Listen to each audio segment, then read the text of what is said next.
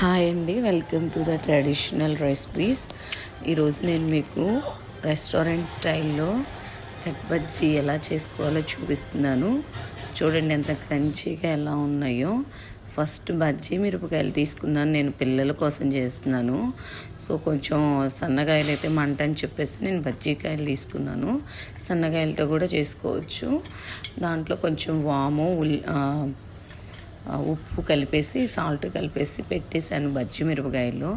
తర్వాత బజ్జీ పిండికి కలుపుకున్నట్టు పిండి కలిపేశాను.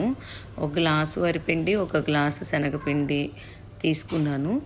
తీసుకొని అట్లా బజ్జీలాగా ముందు ఎక్కడ గ్యాప్ లేకుండా మిరపకాయకి వేశాను. బజ్జీలన్నీ అలా ఒక్కొక్కటి మొత్తం వేసేసుకున్నాను.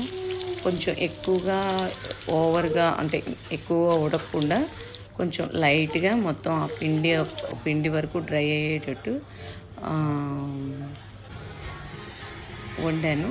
వండిన తర్వాత కొంచెం సేపు చల్లార్చిన తర్వాత అలా పీసెస్గా కట్ చేసి దాన్ని మళ్ళీ డీప్ ఫ్రై చేశాను. డీప్ ఫ్రై చేసి గోల్డెన్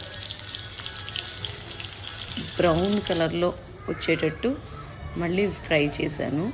ఆ ఫ్రై చేసిన తర్వాత చాలా క్రంచీగా చాలా బాగుంటాయి.